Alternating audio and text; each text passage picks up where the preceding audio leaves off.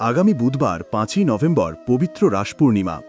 এদিন একটু হলেও খান এই একটি সবজি, সারা বছর অর্থ আসবে, আপনি আর আপনার পরিবারের সবাই সুস্থ থাকবেন। বছরের অন্যতম তিথি রাস পূর্ণিমার দিন কিছু খাবার খাওয়া যেমন জীবনের পক্ষে খুব ভালো বলে বিবেচিত হয়, তেমনি কিছু খাবার একদমই খাওয়া উচিত নয়। বিশেষ করে কার্তিক মাসের রাস পূর্ণিমার দিন ভুলেও খাবেন না এই 3টি সবজি। নানান রোগব্যাধি, চরম আর্থিক কষ্ট, সংসারে অশান্তি আর দুর্ভাগ্য আসবেই। বন্ধুরা, রাস শব্দটি এসেছে রস থেকে। রস হচ্ছে প্রকৃতপক্ষে মাধুর্য রস। মাধুর্য রসে কৃষ্ণ এই লীলা করেছিলেন বলে এর নাম রাসলীলা। কার্তিক মাসের যে বিশেষ পূর্ণিমায় ভগবান কৃষ্ণের প্রেমে মুগ্ধ হয়ে গোপিনীরা সংসার পরিত্যাগ করে বৃন্দাবনে সমবেত হয়েছিলেন, সেটি হল রাস পূর্ণিমা। শ্রীমদ্ ভগবতমের দশম স্কন্ধে রাসলীলার বিবরণ সর্বাধিক পাওয়া যায়। বলা হয়েছে, কার্তিক মাসের পূর্ণিমা তিথিতে যখন শরতের চাঁদ আকাশে পূর্ণরূপে উদিত হয়, তখন ভগবান শ্রীকৃষ্ণ তার মাধুর্য রূপে গোপীদের সঙ্গে বৃন্দাবনে নৃত্য শুরু করেন।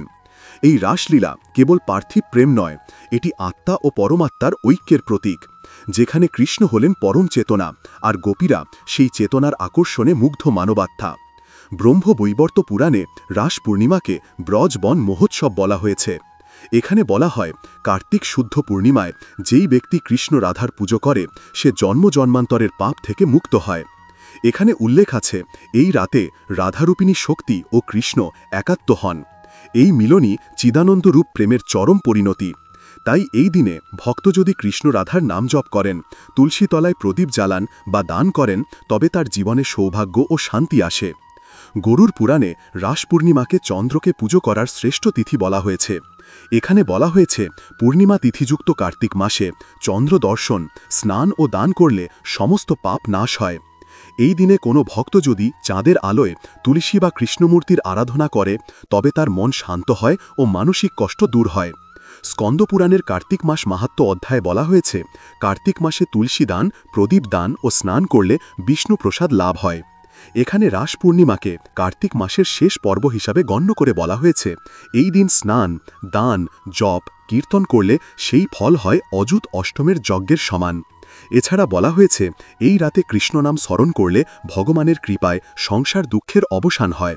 এই দিনে অনেকের বাড়িতে বাবা সত্যনারায়ণের পুজো অনুষ্ঠিত হয় এবং এই দিনে কোনো পবিত্র নদীতে বা গঙ্গায় স্নান করা এবং সাধ্যমতো কিছু দান করা অত্যন্ত পুণ্যজনক।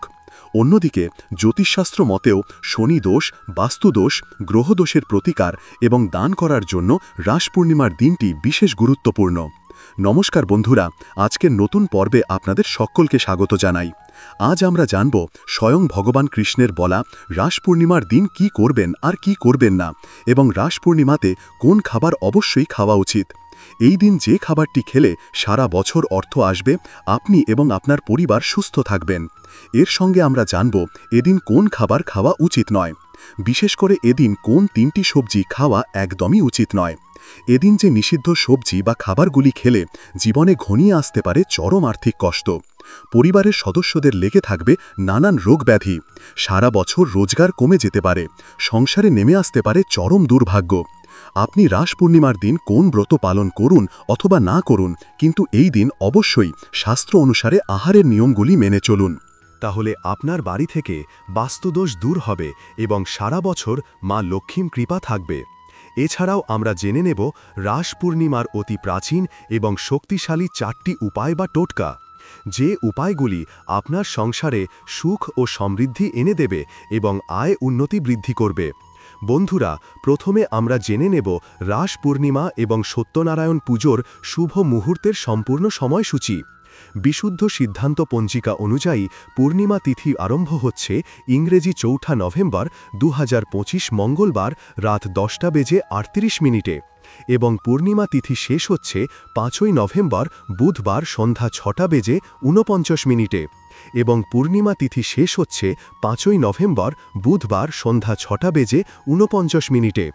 মঙ্গলবার 4 নভেম্বর পূর্ণিমার নিশি পালন হবে এবং 5 নভেম্বর বুধবার রাস পূর্ণিমা ও রাসযাত্রা অনুষ্ঠিত হবে এবং এই দিন পূর্ণিমার ব্রত ও উপবাস পালিত হবে। সত্যনারায়ণ পুজোর শুভ সময় হল 5 নভেম্বর বুধবার সন্ধ্যা 4:54 থেকে রাত্রি 6:30 মধ্যে। গুপ্তপ্রেস পঞ্জিকা অনুসারে পূর্ণিমা তিথি আরম্ভ হচ্ছে ইংরেজির ৪ নভেম্বর ২০২৫ মঙ্গলবার রাত ৯টা বেজে ২২ মিনিট ১৩ সেকেন্ডে।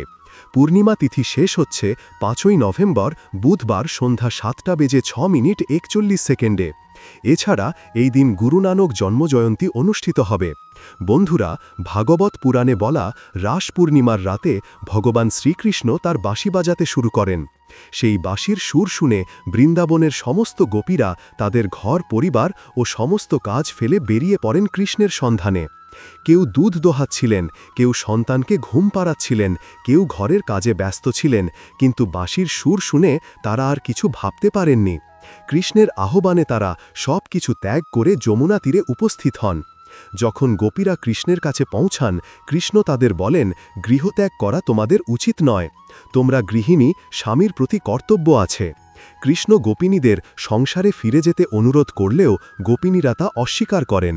গোপীরা বলেন, প্রভু, আমরা তোমার জন্যই বেঁচে আছি, তুমি আমাদের প্রাণ, তোমার সঙ্গে মিলনই আমাদের ধর্ম।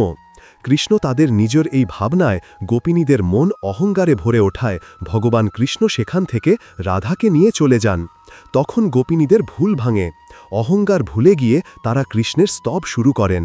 গোপিনীদের ভক্তিতে সন্তুষ্ট হয়ে কৃষ্ণ আবার ফিরে আসেন এবং গোপিনীদের জীবনের পরমার্থ বোঝান। প্রত্যেক গোপিনীর মনোবাঞ্ছা পূরণ করে ভগবান কৃষ্ণ তাদের জাগতিক ক্লেশ থেকে মুক্তি দেন। তিনি বলেন, আমি কখনো তোমাদের থেকে দূরে যাইনি, আমি তোমাদের হৃদয়ের মধ্যেই আছি। তোমাদের এই প্রেমই আমার আসল পুজো। এরপর শ্রীকৃষ্ণ গোপিনীদের সঙ্গে পরম আনন্দে রাসলীলা আরম্ভ করেন। সেই লীলায় প্রত্যেক গোপিনীর সঙ্গে কৃষ্ণ পৃথকভাবে অবস্থান করলেও তিনি এক ও অভিন্ন রূপে বিরাজমান ছিলেন। সেই দিব্য লীলায় প্রেম ও ভক্তির মিলন ঘটে, যেখানে দেহের নয় আত্মার ঐক্যই প্রধান। বন্ধুরা, রাস পূর্ণিমার দিন নিষিদ্ধ সবজিগুলির মধ্যে প্রথমেই যেটি কথা বলবো সেটি হলো কুমড়ো। এই দিন বাড়িতে কখনোই কুমড়ো রান্না করবেন না। পরিবারের কোনো সদস্যই রাস পূর্ণিমার দিন কুমড়ো খাবেন না।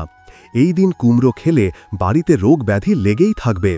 রোগের পিছনে খরচ করতে করতে আপনি সর্বশান্ত হয়ে যাবেন।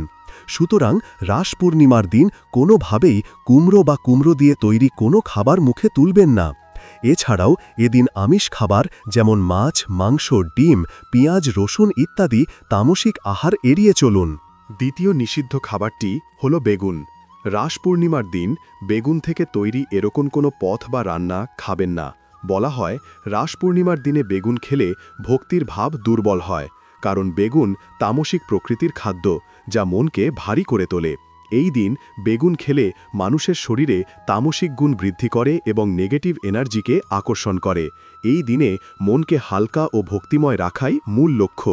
সুতরাং এই দিন ঘরে বা বাইরে বেগুন দিয়ে তৈরি যে কোনো খাবার খাওয়া এড়িয়ে চলাই ভালো। এছাড়া কোনো প্রকার নেশাজাতীয় কোনো খাবার এদিন গ্রহণ করবেন না। বন্ধুরা, ভগবান কৃষ্ণের প্রেম প্রকৃতির উৎসবই হল রাস। গোপীদের সঙ্গে রাধাকৃষ্ণের আরাধনা হল রাসের মূল বিষয়।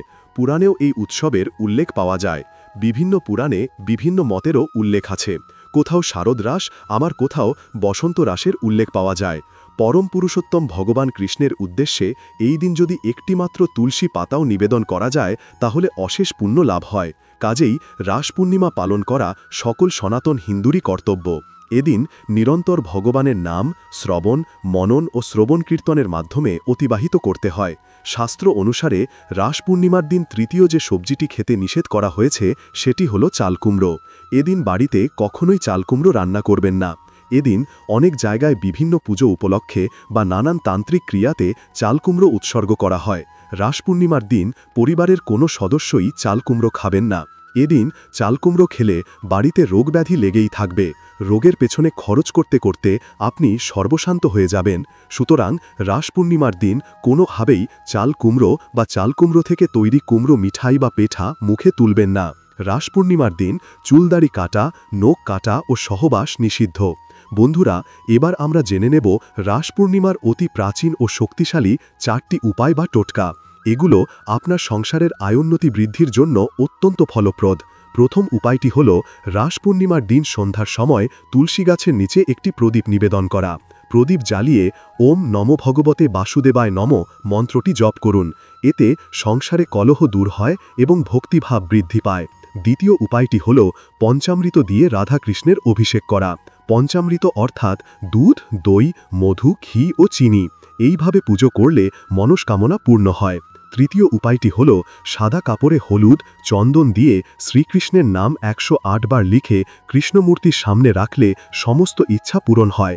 এটি গোপালতন্ত্রে উল্লেখিত এক গুপ্ত সাধনা। চতুর্থ উপায়টি হল চন্দ্র দর্শন ও প্রণাম। রাস পূর্ণিমা হল কার্তিকের শেষ পূর্ণিমা।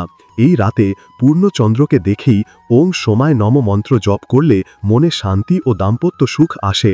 বন্ধুরা, রাস পূর্ণিমার দিন পরিবারের সবাই একটু হলেও খান লাউয়ের তরকারি। শাস্ত্রে বলা হয়েছে এদিন লাউয়ের তরকারি খেলে শরীরের সাত্ত্বিক গুণ বৃদ্ধি পায় এবং পজিটিভ এনার্জিকে আকর্ষণ করে। তবে সেই তরকারি যেন নিরামিষ হয় এবং অবশ্যই তা মা লক্ষ্মী, নারায়ণ এবং রাধা কৃষ্ণকে নিবেদন করে খাবেন। এই সবজিটি খেলে মা লক্ষ্মীর কৃপায় সারা বছর অর্থ আসবে এবং আপনি আর আপনার পরিবার সুস্থ থাকবেন। বন্ধুরা, আশা করি ভিডিওটি আপনাদের সামান্য হলেও উপকারে আসবে। রাধাকৃষ্ণের কৃপায় আপনারা সবাই ভালো থাকুন, সুস্থ থাকুন এই প্রার্থনা করি। আজ তাহলে এই পর্যন্তই। জয় রাধাকৃষ্ণ, জয় গুরু।